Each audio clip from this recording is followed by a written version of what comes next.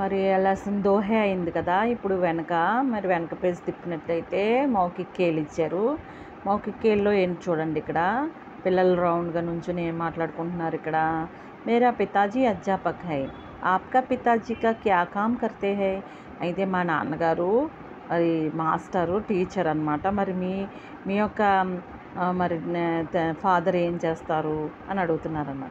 మేరే Chachaji Kisan high, ఆప్కా Chachaji క్యా కర్తే high. మా uncle ఏంటంటే రైతు, మరి మీ చాచాజీ ఏం చేస్తారని క్వశ్చన్ వేస్తున్నారు. మరి అక్కడ ఏం చేస్తారో రాయండి. మరి మౌఖిక్ అయిపోయిన వెంటనే మనకి ఇక్కడ ఈ లెసన్ చూడండి. సాంప్ ఔర్ చీంటియా. సాంప్ అంటే స్నేక్, అమ్మో డర్ లగ్తా హై నా సబ్కో. చీంటియా మతలబ్ క్యా హై, చీమలు అనమాట, యాంట్స్. ఆ చీమలు చూసారా, సాంపు చీమల స్టోరీ ఇది. మరి ఈ స్టోరీని మనం చెప్పుకుందామా. అయితే ఒక సాంప్ చూడండి వచ్చిందట ఎక్కడికి చీమల పుట్ట దగ్గరికి వచ్చింది. వస్తే చీమలన్నీ కలిసి ఏం మాట్లాడుతున్నాయి. సాంప్ ఏం చేద్దాం అనుకుందంట, చీమల పుట్టలోకి వెళ్ళిపోయి విశ్రాంతి తీసుకుందాం అనుకుంది. మరి చీమలు ఊరుకుంటాయా, వాళ్ళ పుట్టలోకి వెళ్తే అన్నీ కలిసి దాన్ని ఇలా చుట్టుముట్టేసి ఏం చేసినాయి చూసారా, చంపేసాయి. మరి ఎంత బలవంతమైన సర్పము చలి చీమలతో చిక్కి చావదే సుమతి అని మనకు ఒక పోయం తెలుగులో ఉంది కదా, దానిలాగా మనకు కనిపిస్తుంది కదా. మరి ఇక్కడ హిందీలో చూద్దామా. ఏ గమడి సాంపుతా, ఒక గర్వంతో కూడినటువంటి పాము అంటది. వా చీంటియాకే బిల్ మే గూస్నా చాహా. చీంటియాకే బిల్ మే గూస్నా చాహా అంటే అక్క పుట్టలోకి వెళ్దాం అనుకుంది, దూరిపోదాం అనుకుంది. ఎక్కడ, చీమల పుట్టలో. చీంటియానే రోక్నేకి కోషిష్కి.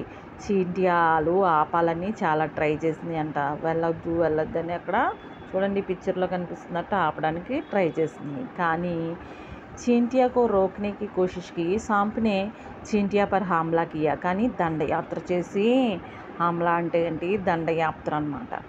ఏంటంటే నేను వెళ్తాను ఆగను అని దండయాత్ర చేస్తుంది. అప్పుడు ఏం చేసినాయి, సభీ చీంటియానే సాంప్కో కాట్కర్ మార్డాలా. చూసారా, అన్నీ కూడా సాంపుడు చుట్టూను పాకేసి వాటిని గట్టిగా పట్టుకుని కరిచేస్తే ఏమైంది, పాము చనిపోయిందంట. ఇస్ తరహ్ చీంటియానే బుద్ధిమాని శక్తిశాలి శత్రువుంకే మరడాలా. అప్పుడు చీంటియాలన్నీ బుద్ధిమాని అంటే చాలా బుద్ధిగా తెలివిగా ఆలోచించి వాటి శక్తినంతా ఉపయోగించుకుని శత్రువుని చంపేసాయట. చీమలు ఎంతెంత ఉంటాయి, చిన్నవి కదా, అవి కూడా మంచి బుద్ధిగా తెలివిగా ఆలోచించి చలిచీమలన్నీ ఒకే ఏకంగా ఐక్యతగా, ఒక చీమ అయితే చంపగలదా, పాముని చంపలేదు. అన్నీ కలిసిమెలిసి ఉన్నాయి కాబట్టే శత్రువుని ఎదుర్కోగలిగినాయి. ఇందులో మనకి కనిపిస్తున్న నీతి ఏంటంటే, శత్రువుని సైతం ఎదుర్కోవాలంటే అందరం కలిసిమెలిసి ఉండాలి. అప్పుడే మనం శత్రువుని ఓడించగలం అన్నమాట. మరి అందరూ కలిసిమెలిసి ఉంటున్నారా క్లాస్లో, ఎవరికి కూడా శత్రుత్వాలు పెట్టుకోకూడదు, అందరూ కలిసిమెలిసి ఉండాలన్నమాట. అది లెసన్ సారాంశం. చూసారా, కలిసిమెలిసి ఉంటే ఎంత శత్రువు వచ్చినప్పటికీ భయం లేకుండా మనం దాన్ని ఎదుర్కోగలుగుతాం. మరి లెసన్ నచ్చిందా, సబ్స్క్రైబ్ చేసుకుంటే అన్ని లెసన్స్ మీకు ఇలాగే చెప్పబడతాయి. Bye bye, all the best all of you.